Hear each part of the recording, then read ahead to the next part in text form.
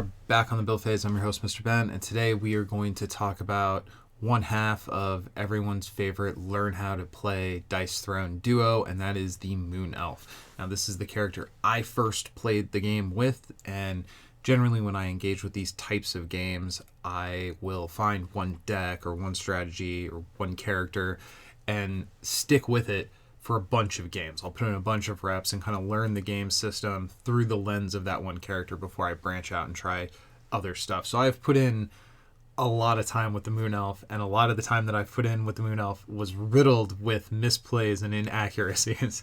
But she's a very forgiving character for an inexperienced player, and that's why people, between this and the Barbarian, those are your characters that people recommend for new players. So we're going to dive right into the Moon Elf, starting with her status effects.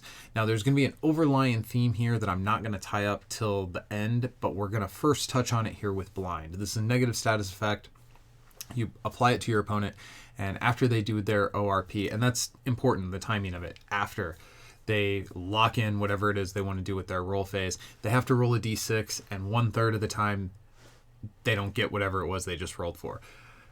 As a status effect, a failure rate of 60% of the time, more than 60% of the time, is not a great success rate. It's unfortunate. Well, if you're relying on just Blind by itself, it's pretty inconsistent and weak, but the Moon Elf is not relying on just Blind by itself. And I'm going to save kind of the more in-depth analysis of this status effect to the end. Next up, we have Entangle. This costs your opponent one roll attempt. This is not a super impactful status effect, although there are certainly times where costing your opponent a particular matchup or a particular board state, costing them that one roll attempt could absolutely lead to winning the game, but that's not the majority of use cases where you're going to find Entangle. A lot of higher end, like competitive level players will not use all three of their roll attempts anyway, so you're essentially taking something away from someone that they may not have even intended to make use of to begin with. So Entangle is a pretty low impact status effect. It's not bad, it's not useless, but it's pretty low impact. Evasion, this is kind of the same thing as Blind, except coming at it from the other direction. So this status effect goes on to the Moon Elf, and you throw a d6 when you get attacked, and 1/3 of the time you ignore all damage. By itself, kind of inconsistent, but again, that and Blind we're going to talk about later when I talk about the Moon Elf's overall defense. Next up, we have Targeted. Now this is, I think, the single most important status effect on the Moon Elf's board. Targeted takes the Moon Elf's damage potential from average and pushes it up into dangerous and potentially really threatening. So this is not the easiest status effect for her to apply, but if you can get it on your opponent, particularly early in the game, like turn 1, turn 2, if they can't deal with it, Targeted can win the game. It's crazy how much damage the Moon Elf can consistently put out, and with +2 every turn, it's just brutal. Now, without Targeted, her damage is aggressively average, and we're going to get into the specifics of the board here momentarily, but first I want to take a look at the full board. I do really like the art on this one. I like the way the Moon Elf is kind of conjuring the moon in front of her chest. I think that's really cool. I also really like the art on the individual cards. Again, this was the character that was my first experience with Dice Throne and dipping my toe into it. So I have a lot of fondness for everything about this character board because clearly I have a lot of passion and a lot of affection for this game, and this was the conduit down which I walked to get into the world of Dice Throne. So not really one of my favorite characters now, but a character that I put in a lot of reps with and I like a great deal, and the art is certainly part of that. So we're going to slide the full board out of the way here, and we are going to get into looking at specific power. So the first power I want to talk about is Longbow. So this is the basic attack. Like most heroes' basic attack, it's the easiest thing for them to roll. She has 3 arrows, 2 feet, and a moon, so the 3-2-1 dice face, which is, again, very new player friendly. That's the easiest dice face to deal with. So the idea of being able to hit a 3 or 4 arrow longbow is pretty common. Getting the full 5 is going to happen a little bit less common, obviously, and it's not really something you want to chase. Now, if you look at these damage numbers, they do something a little bit different than a lot of the heroes do. Rather than scaling up 1 point of damage between tier 2 and tier 3, it scales up 2. So it goes from 3 to 5, and then it goes from 5 to 7. So these jump ups go at a higher rate than most other characters do, and that has a couple of knock-on effects that we need to pay attention to. First off, a fallback roll of a longbow, like, oh man, I was going for something else and I ended up with it, is bad damage. And that's true across all versions of the longbow. So you go from 3 to 4 with the upgrade to longbow 2, and when you get to longbow 3, it only goes up to 5. So at level 3, 5 damage is still not great. 3 and 4 damage is straight up bad. If you're declaring an attack for 3 or 4 damage, and there's characters in this game who you send 3 damage at them and they're going to send 5 back at you. That is an awful exchange for your offensive turn. But the tier 3 version of the longbow, and again, this is true across all levels of the upgrade, actually does pretty good damage. 7 base damage is not terrible. 8 on a level 2 is not bad either, and 9 is actually really good damage, and it takes the entangle effect down from 4 of a kind to 3 of a kind at level 3.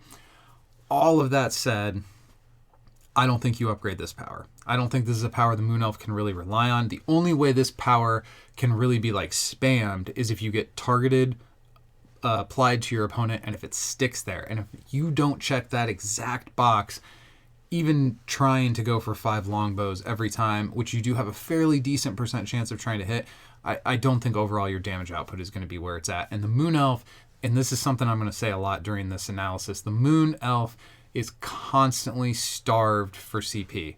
This is a character where you have to be really deliberate what upgrades you invest in, because every upgrade you invest in is going to be a dice manipulation card that you can't play because this character is so throttled on CP generation. So now we're going to move down to covered shot. Now this is what I think a bread and butter power really looks like on this character board. So this does a couple things. First of all, the 7 damage is decent on the base level, and at the upgrade it goes up to 9, but it also gains evasion. Now again, I'm going to go into detail on evasion a little bit later in the review, but this is one leg of the stool that the Moon Elf sits on that prevents anybody from being able to hit her. The fallback roll on the upgrade of evasive action, allowing you to gain an evasion and deal damage, undefendable damage, which is something that is not very present on the Moon Elf's board at all. That's not a great power, but it's certainly better than a whiff. And 3 feet, there are going to be some times where you're going for a covered shot and you roll that 5th dice and it comes up as a 6 or comes up as something else, and you don't get the 2 bows when you've got the 3 feet on roll 1.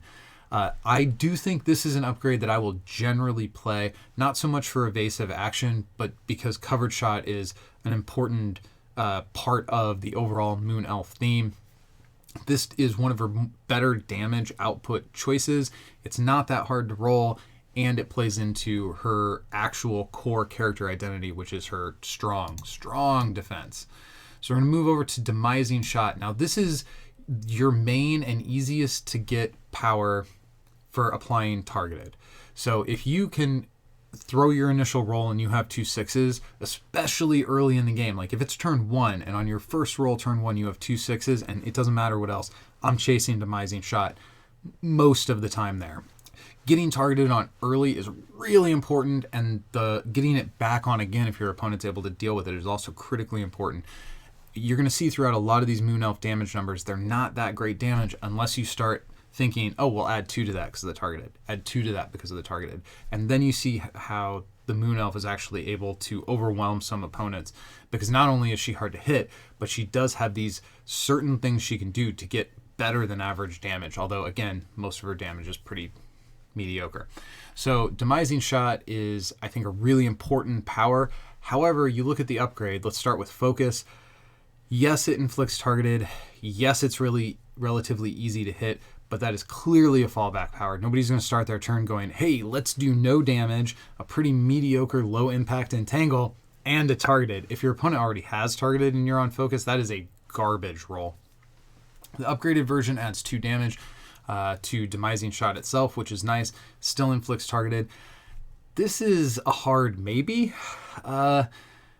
I'm unlikely. Maybe if I have a hand composition that consists of this card samesies, and 6-it. Maybe then I go ahead and I upgrade this, and then I'm set up so that I can guarantee that I get the better damage off Demising Shot. But again, every upgrade you play with Moon Elf, I have to keep beating home the theme that this is a character that's really throttled on CP. So I'm not going to say I've never played this upgrade, but this is not an upgrade I'm particularly fond of playing, and it really comes down to the overall CP economy of the Moon Elf, and she just doesn't have enough. So Exploding Arrow, this is basically a micro ult. You have to get 3 6s in order to trigger it. The damage output here is actually decent. The ability to steal CP from your opponent is pretty nice, particularly considering that this is a character that doesn't have great CP generation. That kind of levels that playing field. And the ability to inflict blind, and it's not a conditional ability to inflict blind, like if you do X damage, get a blind, or it's just if you get this power, you're going to be able to inflict that blind. That is all good. That being said, 3 6s is not something you're going to be necessarily lucking into, and we already have a power here that only requires 2 6s that I think over the course of the game is actually going to produce more total damage. While the Exploding Arrow's immediate impact is a little bit more significant than Demising Shot, it's the cumulative impact of targeted, particularly since that buffs all subsequent attacks. I think that's more likely, like if I roll my initial roll and I have 3 6s and 2 whatevers, I'm probably going to keep 2 6s, and I'm going to try to chase the Demising Shot before I chase the Exploding Arrow. At the next level of the upgrade, the additional damage goes up by 1 point based on the feat, so that's the less likely thing to roll. And at level 3, it adds an Entangle, which is, to me, almost thoroughly irrelevant. Would you pay a CP and a card to inflict an Entangle? I'm not. Like, if that was an instant and I could throw an Entangle on somebody, I wouldn't want to do that. And that's functionally what the Exploding Arrow upgrade, the Exploding Arrow 3 upgrade gives you over the Exploding Arrow 2 upgrade. If you really like this power, I think you're going to get everything you need to get out of the level 3 one, or out of the level 2 version, and there's no reason to really ever put the level 3 Exploding Arrow anywhere other than the KO pile after you sell it, in my opinion. We're going to take a second here before we continue on with the rest of the card-based powers to talk about the Moon Elf's ultimate. So this ultimate, 6 6s of course, all the status effects, the evasion, the blind, the entangle, the targeted, that's pretty good, and 12 damage. So this feels much like a lot of the Moon Elf, a pretty solidly medium, like middle of the road average ultimate. The damage is fine. Getting all the status effects off the board is good. How much do you have to invest to get this versus some of the other things that are on the board? I mean, it's fine as an ultimate. It's not something I get super excited about, but it definitely is a passable ultimate. Next up, we're going to talk about Entangling Shot. So Entangling Shot is your small straight, and your small straight is something you're going to get relatively frequently without having to commit any dice manipulation cards to it. And that's important because dice manipulation cards are going to come at more of a premium to Moon Elf than some other characters, again, due to how throttled her CP production is. 7 damage off the initial attack, fine. Going up to 9 after you get the upgrade, and then inflicting an Entangle. Now, I'm not crazy about the Entangle, but it's kind of gravy based on the overall damage. If you have the upgrade out and you have targeted, that's an 11 damage small straight. That feels really good, and you don't really so much care about the Entangled. Now, in my opinion, I think this power, Covered Shot, is more impactful, more important to the overall game plan of how you want to be playing the Moon Elf than Entangle is. So if I'm choosing between these two upgrades, I'm selling Entangling Shot and I'm upgrading Covered Shot. But I can certainly see some players liking the idea of manipulating the opponent. It's less about the player playing the Moon Elf liking disrupting what their opponent does, and it's more about specific opponents. Like Huntress is way more susceptible to role manipulation than some other characters are. So your mileage will vary with an Entangle. There are certainly going to be some situations where it looks very, very good, but overall I think it's a pretty low impact status effect. Next up, we have Blinding Shot. Now, this is the large straight. At the base level, it goes 8 damage. At the upgraded level, it goes up to 10 damage. Again, with targeted, add 2 to that. A 12 damage large straight. That's breathing down the neck of like Shadow Thief large straight territory, so that feels pretty good. Plus, you gain both a blind and evasive, which I will talk about in a minute, but not yet. The fallback power of Lunar Blessing bails you out if you're going for a covered shot and it doesn't work out. Pretty low impact. The evasives could be important. I could care less about the entangle. I think this is a pretty easy sell in most circumstances. The Moon Elf is not a character who you're going to be able to throw dice fix cards around willy-nilly, and a large straight is one of the most susceptible. If you present a large straight, you are way more susceptible to dice manipulation coming back at you from your opponent than just about anything else on anybody else's board.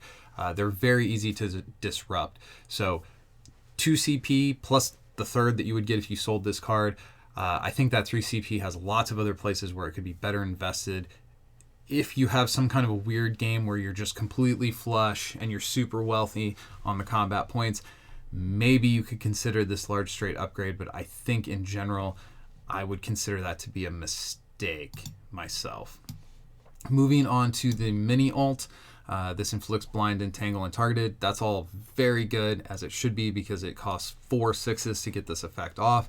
The 7 damage on the base, I feel like that could have been a little higher, given covered shot and the small straight are both powers that kind of start at a base 7 and upgrade to 9, and they're much easier to roll than this. I feel like the mini ult could have gotten a little bit more love on the Moon Elf. The micro ult that you get off the upgrade Moon Shadow just gives you all the status effects, but no damage. This is another card that I really don't think you want to play this upgrade most of the time. Perhaps if you have a hand set up where you again have like exactly samesies and 6-8, you could justify this and like hope you nat roll into 2 of the 6s and get all these. Inflicting targeted is really important, and it is worth investing dice manipulation cards as Moon Elf into getting an early game targeted. But is Eclipse the one you want to chase? Probably not. I think you would be much better off investing those dice fixing cards into chasing a Demising Shot. It's a little bit easier. It does a little bit less damage. Eclipse is a better power, but it requires 4 6s, and it seems to me like that's just going to be a big ask for the Moon Elf most of the time. Here we are. Missed Me. This is the core of the Moon Elf identity. This is why you play this character. This is where all her power comes from. This is why all of the attack values on the rest of this board can be mediocre, and this can still be a good character because of Missed Me. So at its base level, if you roll 2 feet, which just a quick reminder, she has a 3-2-1 dice face. So the idea of getting 2 feet, you're going to do that more than half the time. Like, you have a really good shot of getting 2 feet on any given defense roll, and it prevents half the damage. In addition, you can roll 2 arrows and deal 1 damage back to your opponent. That's whatever. The upgraded version costs 3, which is expensive for a defense upgrade to begin with. That's true for any character, but particularly for this character, at the risk of sounding like a broken record, this character who does not have access to a lot of CP generation. The 3 cost on Miss Me is a very steep price to pay, and it is 100% worth it. This is maybe the only upgrade on the board that is a 100% every time. Always upgrade this as quickly as you can. The Moon Elf's upgraded defense allows her to, in addition to having a very strong percent chance of dodging half damage, that doesn't change. It changes to just a single arrow to deal damage back, which gives her the ability to hit back like the samurai hits back, or like the monk can hit back. Like, there's these characters that can really, or Pyro's what I was thinking, can really do burn damage and punish your opponent for attacking. And the Moon Elf actually, in a sneaky way, through kind of a tapestry of inconsistent and unreliable effects, actually has this foundation of punishing your opponent for wanting to attack. Blind is a 1/3 chance of success. Evasion is a 1/3 chance of success. Missed Me is about a 55% or 54% chance of success. So between these 3 effects, these are the 3 legs of our defense stool that allows the Moon Elf to just never take damage in any kind of reasonable way. See, that's the thing. If we're both hitting each other and you're hitting me with above average damage and I'm hitting you with average damage, you're going to win that exchange. But that's not how the Moon Elf works, because when you come at me with above average damage, I end up taking below average, sometimes significantly below average damage. And even though my return damage that I'm doing to you isn't massive, it's not flashy, it's enough because of how good my defense is, because of how good the Moon Elf's defensive network of abilities is. Now, the core of it, the most important part, is, of course, rolling feet on your defense. But blind and evasion cannot be ignored or understated. And again, it's not each individual instance of blind or each individual instance of evasion. It's all of them working together. And kind of some of it's the head game of frustrating your opponent. The more frustrated your opponent gets, the more likely they are to make a misplay. And that's part of what the Moon Elf does. Now, a skilled player is less likely to fall susceptible to any of this stuff. So the Moon Elf is definitely a beginning character. Her weaknesses are more exploitable the more experienced you get as a player. And there's certainly ways you can give her a really hard time. But generally speaking, a lot of her dice rolls kind of do the same thing, and they're all pretty forgiving to get. So no matter what you're doing with the Moon Elf, you tend to be doing the same thing game after game, which is a really good tool for a new player. So while this is a little bit, I think, weaker of a character in terms of core power level, like at the tournament table, she's going to, I think, make a little bit less impressive of a showing compared to some. I'm trying to be really gentle because I love the Moon Elf so much. But in community consensus, a lot of us generally think the Moon Elf is a character that's really good to start with, but at the higher levels, her efficacy starts to fade a bit. So I want to talk about the last few cards that are unique to her kit. And again, I'm going to hammer this home just probably a couple more times, but because the Moon Elf is so starved on CP, you have to be really careful what upgrades you play, because every upgrade you play means you can't be playing these other more impactful cards or dice fixing cards out of the basic card set. So Evade, this is a 1 CP gain in evasion. The fact that this is an instant makes it, I think, actually a pretty cool card. It's cheap, which is important for the Moon Elf, and you can play this during your opponent's attack. If you had to commit to this like during your main phase and your opponent has a whole main phase where they can deal with it first, this would be an auto sell. Fortunately, it is not a blue card, it's a red card, and because of that, I think you'll find yourself playing this card in more games than not. It won't always be successful, but this is just one more thread in that defensive bulwark that the Moon Elf is so good at. Volley, this is a pretty typical attack modifier upgrade. A lot of characters have something similar to this, with each of her dice having a 50% chance to land on the arrow. You're likely to do some damage here, although this does not require you to do some specific amount of damage. Like, for example, if you take the Gunslinger's version of this, you have to do at least 4 damage, so you have to roll at least 4 bullets on the Rider dice in order to get the knockdown for the Gunslinger. But on this one, you get the Entangle just for paying the 1 CP. Now, I said earlier I would not be super thrilled to pay 1 CP to play a card just to inflict Entangle, and that's true. I would not, but this one also has the ability to potentially add 5 extra damage to your attack, which is not insignificant. Now, how often are you going to roll 5 extra damage? Not that frequently, but you're going to get probably on average about 3 extra damage as well as an Entangle, and it only costs 1. I think this is a card more often than not you're going to see this play in your game rather than sell it. Moon Magic. So this is a tough one. This costs 4, which is so much. This artwork, by the way, amazing. Just, I love it so much. But you gain all the status effects. So it's kind of like an ultimate without the damage, which is significant. An ultimate without the damage kind of isn't an ultimate. I think it really matters if you're getting all these status effects or not. And I think the most important one is targeted. Under no circumstances do you ever play this card if your opponent is already targeted. Ever. I don't think you care if your opponent is already entangled. And then evasion and blind, it kind of depends on what part of the game you're in. So I think the most important part of this Moon Magic, the thing that you're kind of willing to pay the most for, is the targeted, followed closely by the blind and evasion, and the tangle, I kind of care less about that. If you get this card out early, like turn 1 or 2, and that targeted sticks around, it's going to way more than pay for itself. if you get 3 or 4 attacks off with the targeted, meaning you're doing an extra 6 to 8 damage because of this 4 CP, I would play a card all day long that cost 4 CP that dealt 6 damage directly to my opponent. That is excellent. Now, that's not always going to happen that way, and of course your opponent has the ability to, on any of their main phases during those next 3 or 4 turns, play some kind of a removal effect and get rid of that targeted. But overall, I think this card is worth it. Later in the game, it's probably worth it a lot less. Again, the most important thing on this card is the targeted. So if this is like, hey, you need to win this turn, when you're getting into those like super late game turns, this is probably less impactful because the targeted has less turns over which to gain value for you.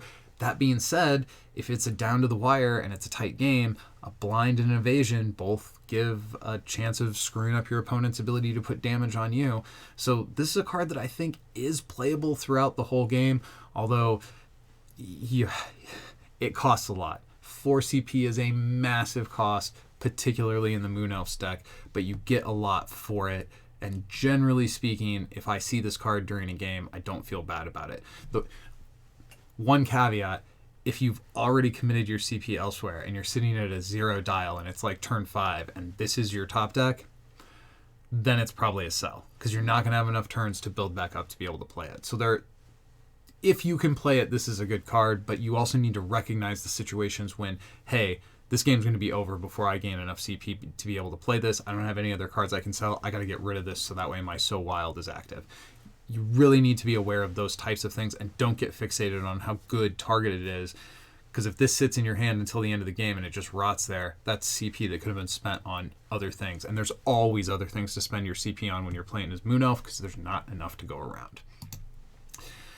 Take that, cost 0. Can't feel bad about a card that costs 0. All these effects are fine. I think you feel pretty bad if you pay a card and you roll an Entangle. I've said a couple times that a card that cost 1 that inflicted an Entangle would feel pretty bad. I think a card that costs 0 that inflicts an Entangle feels pretty bad too, particularly if you're trying to use this as an attack modifier onto an attack that already inflicted Entangle. So I would be selective about when you deploy the Take That. It would feel pretty bad to just tear up a card from your hand and throw it away because you attacked with a small straight, you tried to add a little bit of damage or a blind, and instead you added the same Entangle that you were already adding and completely wasted this card. So I would be judicious when you deploy this. Don't put it out in a situation where it could have no effect. So if your opponent has an Entangle or a blind, but especially Entangle, most of the time you're going to get the damage, but still, it would feel pretty bad to even throw a 0 cost card away. That's not the kind of plays we want to be making.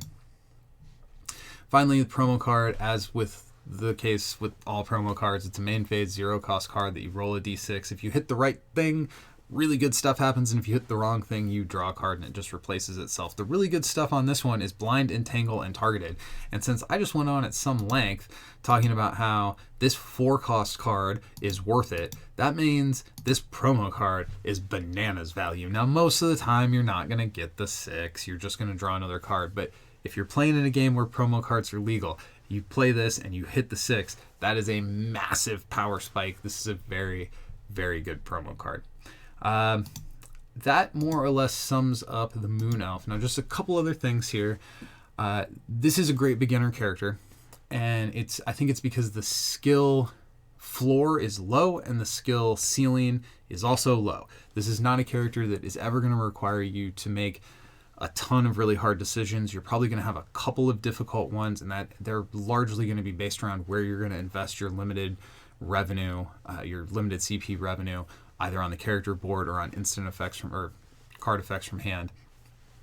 But as far as roll, you throw the dice, you see what you get, and then you just go in that direction. This character, maybe more than any other, is some of the most forgiving dice rolls that you can hand to a player, because you don't have to have a very specific, like I need this specific power this turn every time, or anything like, kind of all of her powers kind of do the same thing. So as you're learning as a new player, you really get a feel for sort of navigating the dice with almost, this is going to sound condescending, but almost like bumpers in a bowling alley, where you don't have these turns where I rolled towards the wrong power, and actually that power is not very good in this situation. I made a tactical error. She doesn't really have those kind of dead ends where you can hit the dice on an ability, but then the ability kind of backfires in your face. That's just not something she has to deal with. Now, she doesn't have a lot of undefendable damage, so characters that can beat her up on the defense are kind of scary. Particularly characters that can potentially beat her up on the defense while also not engaging with her defense and producing undefendable attacks themselves. Undefendable attacks are really bad for the Moon Elf because a huge part, the central pillar of her three-legged stool of defense is Missed Me. And if you're forced to rely just on blind and evasion, it's probably going to be rough sledding. Overall, I am a fan of this character. I'm very fond of her. But I do admit that if I'm going to sit down and play like a serious competitive game against other people who are taking it really seriously, this is a character that generally isn't going to leave the battle chest in that environment.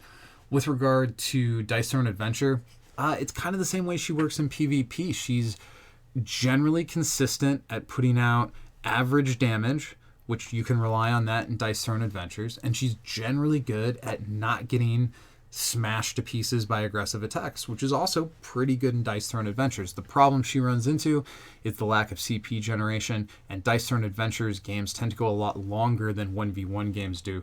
So particularly early in the run, she has a lot of hard time paying for stuff towards the end of the portal crawl. Later in the game, once you have all of those fancy loot cards to produce additional CP revenue streams for her, she's much more effective. And I do like a Portal Crawl 7 or a Portal Crawl 5 Moon Elf a lot more than a Portal Crawl 1 Moon Elf. Even though the content is easier at level 1, I feel like she struggles a little bit more, and a lot of it comes down to that same resource bottleneck that I've repeated way too many times for one video. So with that, I'm going to say, go win some games.